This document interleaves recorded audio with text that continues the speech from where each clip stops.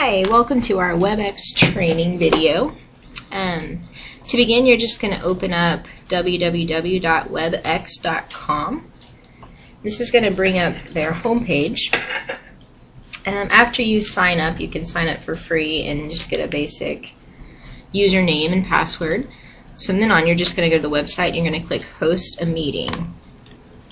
This is going to bring in your sign-in screen. So you're going to continue to sign in.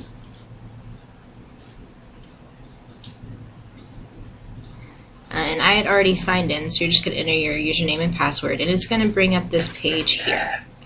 So this is your dashboard, so to say. So from this point, you can look at files that you've previously updated or uploaded. You can look at previous meetings.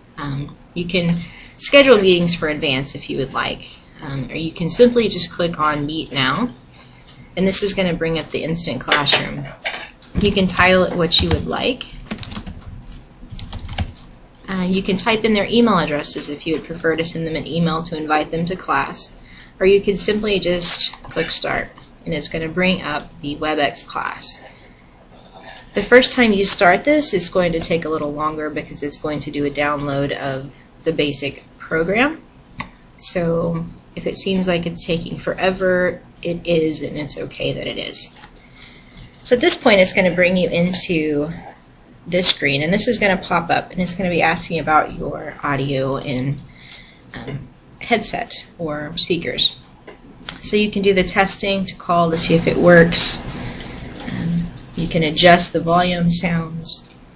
If it's not working, you can click Test, and you can choose a different microphone, or you can choose a different speaker, depending on which ones you have connected. You could also do that underneath your audio here, and doing the audio conference. It will bring this up.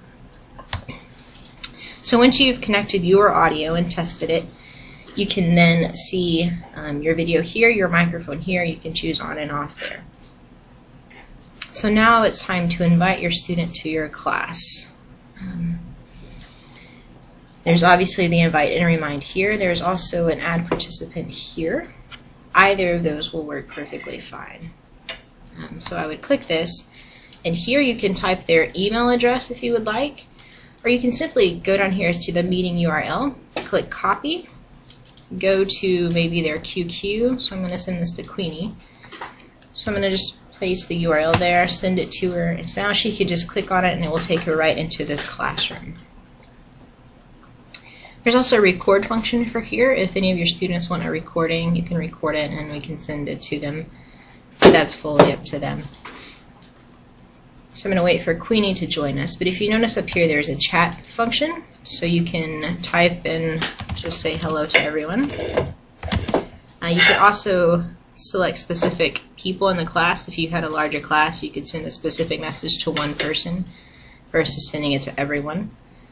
And you can see the larger chat part there with participants.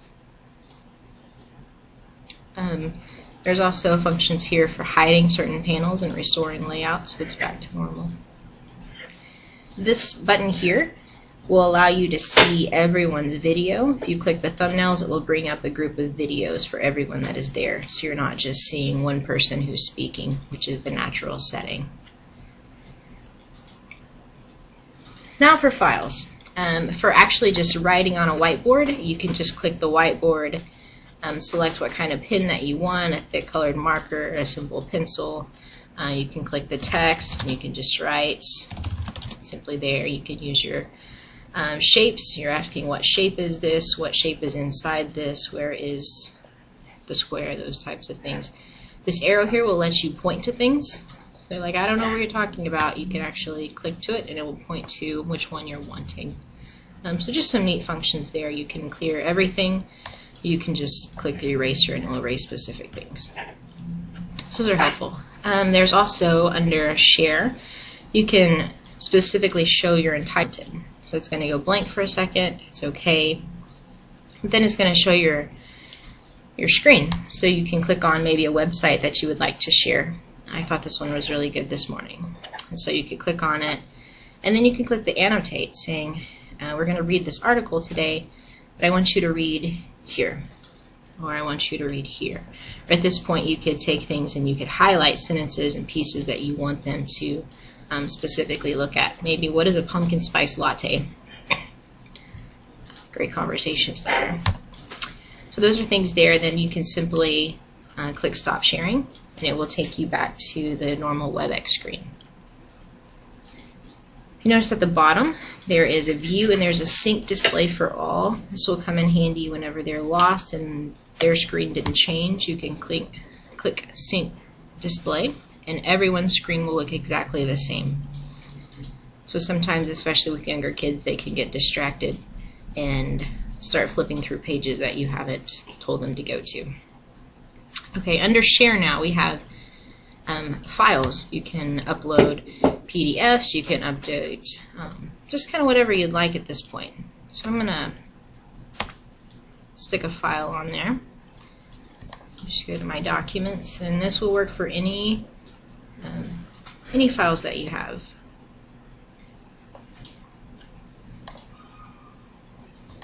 I don't know what this is, but we're going to go to it. So it's going to take a second, but it will upload straight onto the WebEx screen.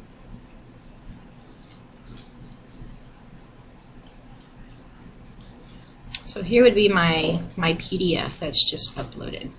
So it's here. You can adjust the screen if you would like.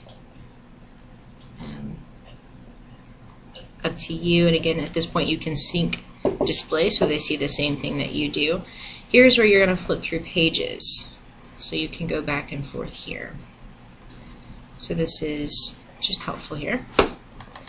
So you can also go back and forth to the different screens. You can also upload PowerPoints, and they do really well on this program, which is something I really like about WebEx. So I'm going to open up one here that we have.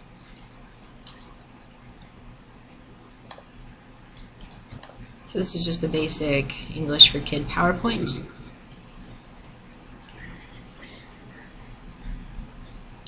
Just give it a second. You can upload these before class if you would like, but they do upload rather quickly.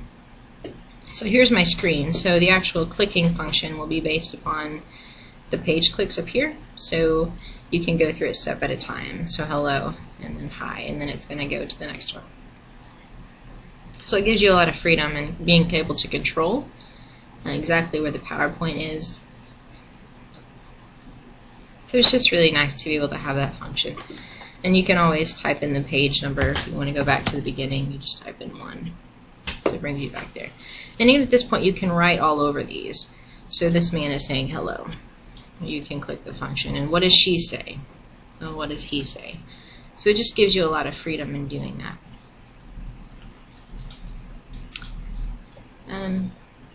So those are the basic functions of WebEx. There's full screen option. There's a few other options with different things. One thing I would make sure to stay away from is under the participant. You can change roles when students are in the class to presenter or host. I would not do that because they have to give you permission to give you back control of the class, and sometimes they don't know how to do that. So just be aware of that. Everything else is pretty self-explanatory. Just kind of mess around with it, see what you can understand and glean from it. There's a lot of things that you can do with this program. So, if you have any questions about this program specifically, ask. Once you click in meeting, it will allow you to upload files. Unless you just really want to, I would not. And I would not click that either because we already send them the files. So now you're out of the class, your class is over, and you're done. Again, if you have any questions, please let me know. And that is WebEx.